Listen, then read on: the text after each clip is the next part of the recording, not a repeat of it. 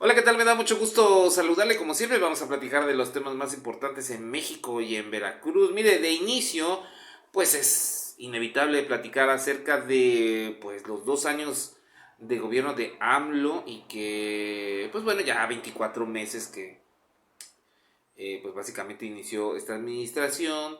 Pues bueno, yo creo que ya hay posibilidades de hacer una evaluación un poquito más objetiva, con ya un poquito más de datos que puedan ayudar pues a pues, darnos un panorama si realmente las decisiones que se tomaron fueron las correctas o no fueron las correctas, si pues, los datos nos ayudan pues, a darnos un panorama de cómo ha gobernado precisamente AMLO, y creo que también ayuda a las personas a darles herramientas para poder pues saber qué es lo que deben de consultar o qué datos son los que necesitan, pues para que también ellas puedan darse una idea de si lo están haciendo bien en este gobierno o si hay la necesidad de generar ajustes o cambios. Entonces, mire, de inicio es muy importante tener en cuenta dos cosas. Una, que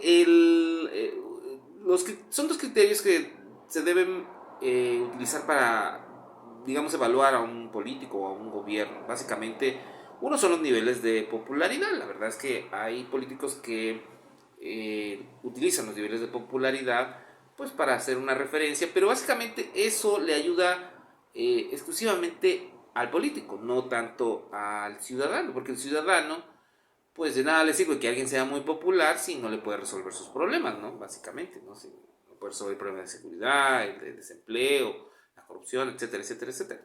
Entonces, hay un segundo criterio que creo que es el que se ajusta más a las necesidades del ciudadano, que es utilizando algunos temas que son de interés precisamente del ciudadano y a través de algunos datos objetivos que ayuden a la comparación, pues bueno, podemos crear un escenario en donde sea más medible y más entendible cómo se están llevando a cabo las cosas en el gobierno.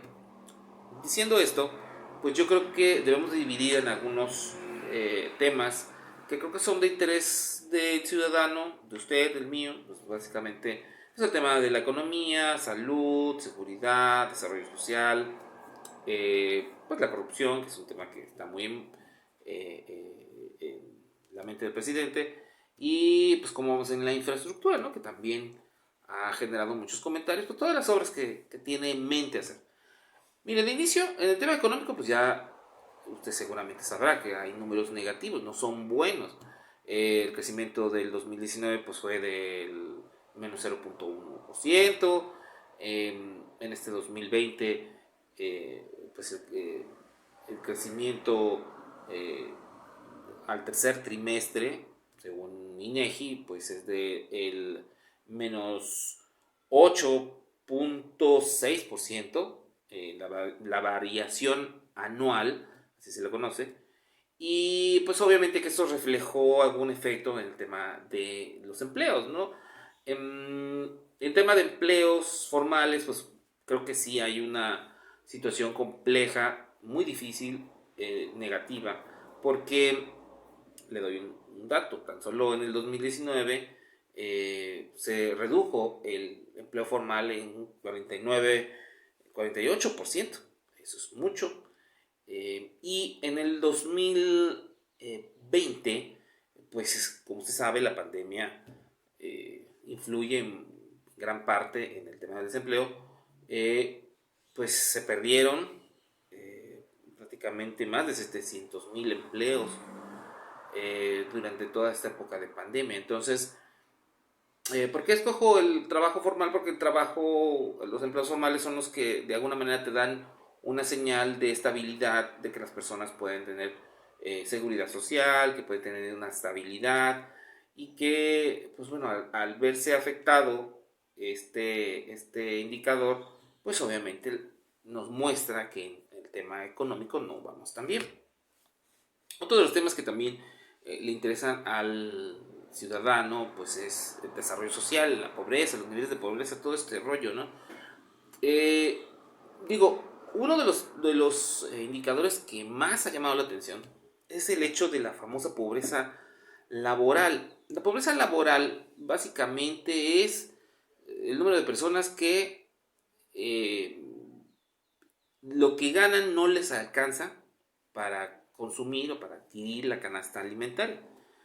Y pues bueno, con los datos que nos da Coneval, pues hace 2 años de que inició este gobierno, pues la pobreza laboral aumentó de 39.8% a 44.5%, datos del último trimestre en México, en este año, 2020.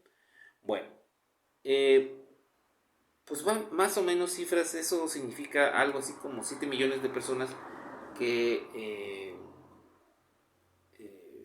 pues que se adhirieron a esta circunstancia de la pobreza laboral de 2018 para acá.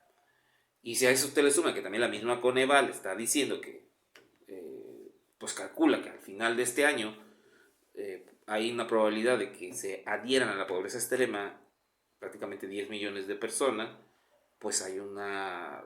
El panorama no es muy alentador, ¿no? Esas cifras nos van a dar, digamos, un parámetro para poder evaluar si las decisiones del gobierno han sido las correctas. Es evidente que los programas sociales y todo, eh, todos estos mecanismos de apoyo al desarrollo social para las familias, pues ayudan, no son soporte. Más sin embargo,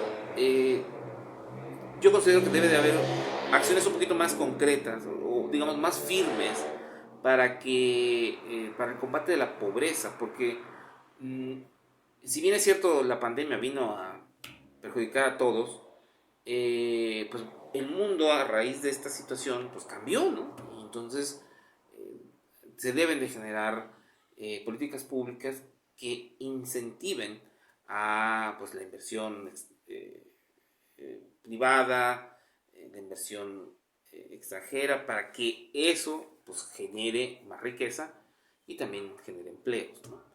Bueno, un tercer punto que habíamos dicho pues es el tema de seguridad. Este es un tema que realmente sí ha sido muy señalado este gobierno, porque los índices eh, de delincuencia pues son muy desalentadores. La verdad es que el número de homicidios dolosos, que creo que es un parámetro para medir el grado de violencia que hay en el país, pues han rebasado, si lo observamos, al inicio de estos 2 años, en comparación con el inicio de estos 2 años de otras administraciones, pues ha rebasado el número de este delito, ¿no? Entonces, sí, la delincuencia pues viene a darle un punto muy negativo a estos 2 años de gobierno. Ahora, hay temas que sí creo que se ha avanzado, eh, y concretamente me refiero al combate a la corrupción. Yo creo que en algunos rubros relacionados con el combate a la corrupción, como, pues bueno, se han generado responsabilidad a algunos funcionarios públicos del orden federal que sí cometieron actos de corrupción. Pues bueno, creo que eso es de reconocerse. Inclusive se hicieron instituciones más sólidas para poder pues atacar de alguna forma de raíz el tema de la corrupción.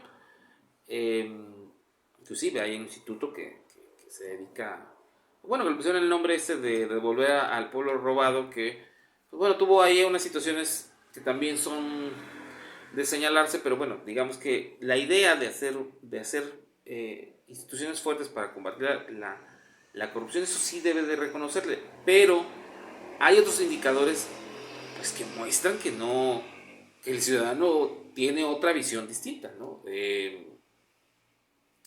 pues bueno, el INEGI puso realizó la famosa encuesta esta eh, la encuesta de, se le llama Encuesta Nacional de Calidad e Impacto Gubernamental, que básicamente es, pues, ve qué tan eficiente es el gobierno a la hora de aplicar las políticas públicas y de ejercer sus funciones. Y pues, mire, para darle un dato, en el 2019, pues la percepción de los ciudadanos era que todavía existía, inclusive se elevó eh, la tasa de la prevalencia de la corrupción en México.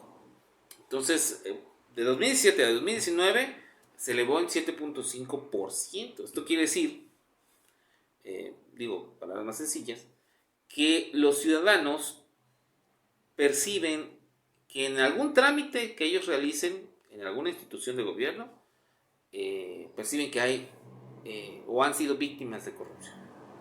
Entonces, pues la corrupción como tal no se ha erradicado.